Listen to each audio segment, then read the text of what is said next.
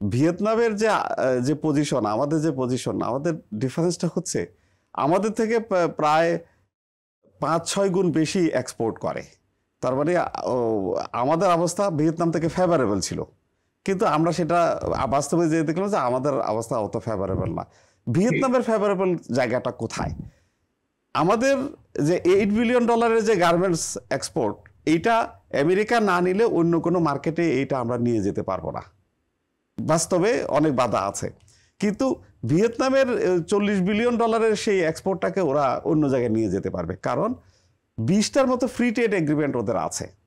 অর্থাৎ আমরা যখন মনে করেন কোরিয়ার মার্কেটে যদি এটা রিডাইরেক্ট করতে চাই, কোরিয়ার মার্কেটে আমরা আরেকটা বাধায় পড়ব, আমরা জিরো ট্যারিফে ঢুকতে পারবো না। এটা থাম্ব রুল বলছি, আমরা কিছু এক্সাম্পশন তো আমরা পাচ্ছি, কিছুদিন আরো কিছুদিন পাবো।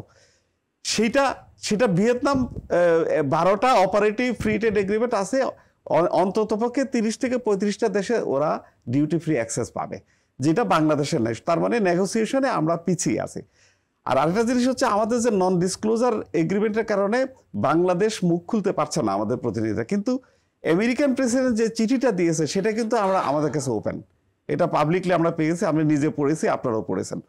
সেখানে কিন্তু স্পষ্ট করে একটা কথা বলেছে, সেটা হচ্ছে যে আমরা টেরিফ নন টেরিফ যে বাধাগুলো আছে এবং পলিসি রিফর্ম না করলে করতে হবে আমাদেরকে।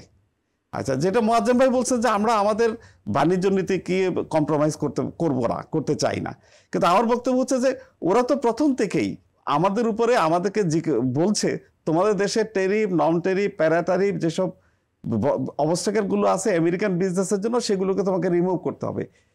আইপিআর এর যে অবস্টাকেল আছে, রিস্ক আছে প্রপার্টি রেটে, সেটা তোমাদেরকে রিমুভ করতে হবে।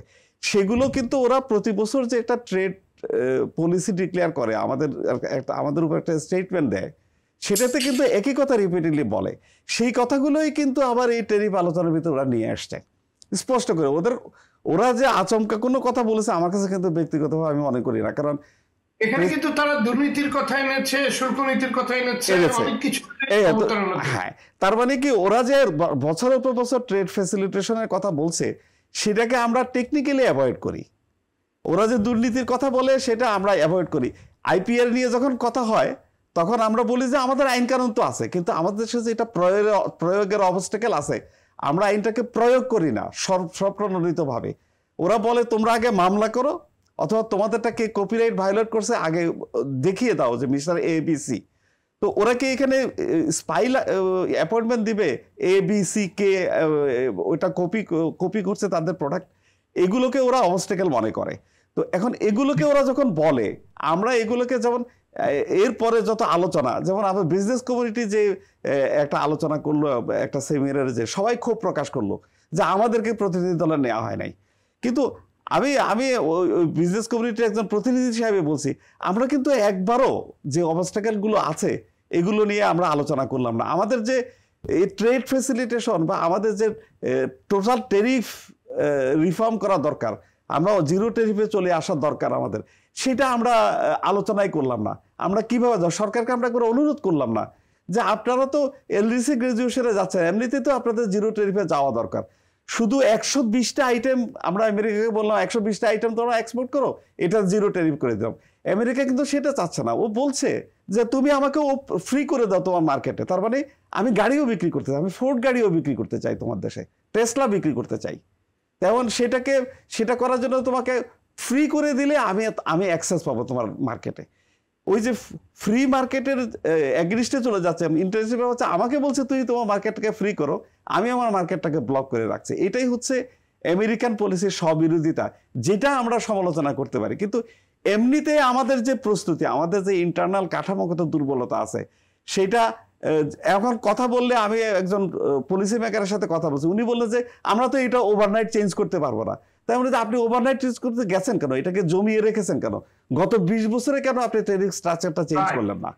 তো এই এখন ঘাড়ের উপর যখন এসে গেছে, আপনি 15 দিনে অথবা ওয়াশিংটনে বসে একটা SRO করে আপনি এটা চেঞ্জ করবেন, সেটা তো সম্ভব না। এখন আগামী পরশু যে আমরা আবার আলোচনায় যাব, আমরা এখন নতুন কিছু নিয়ে যাচ্ছি, আমার মনে হচ্ছে নতুন কোনো কথা, নতুন কোনো প্রস্তাব নিয়ে আমরা যাচ্ছি না। আমাদের কাছে নতুন কোনো কথা বলার মতো কোনো কিছু নাই, যে আমরা ঠিক আছে, আমরা আলোচনা যেখানে শেষ করেছিলাম, তুমি যে কথাগুলো বলেছো অথবা তোমাদের প্রেসিডেন্ট যে চিঠিটা আমাদের চিফ এডভাইজারকে দিয়েছে সেটার আলোকে আমরা এইটুকু সুবিধা ট্রেড ফ্যাসিলিটেশন আমরা করেছি বা রিফর্ম করেছি, টেরিফ অথবা নন টেরিফ, সেটা তো আমরা বলার কোনো স্কোপ নাই। তাহলে আমরা আবার গেলে আমরা কি আবার সেই একই কথা শুনে আসতে হবে আমাদেরকে? তোমরা তো আমাদের কিছুই দিলে না। আর সবচেয়ে বড় কথা হলো নেগোসিয়েশনটা তো ইকুয়াল ফুটিংয়ে থাকতে হবে। ভিয়েতনাম বা ইন্দোনেশিয়া যে স্মার্টলি যেটা করেছে, ইন্দোনেশিয়ার যে সুযোগটা আছে আমাদের সেই সুযোগটা নাই। আমাদের ক্ষেত্রটা ন্যারো, আমাদের সবচেয়ে মেজর বড় পোর্শন প্রোডাক্ট হচ্ছে গার্মেন্টস, আর আমাদের মার্কেট হচ্ছে ন্যারো। আমরা ইউরোপের মার্কেট আর আমেরিকার মার্কেটের পরে যে বাকি মার্কেট ইনসিগনিফিকেন্ট। তো আমরা কোথায় যাব তাহলে?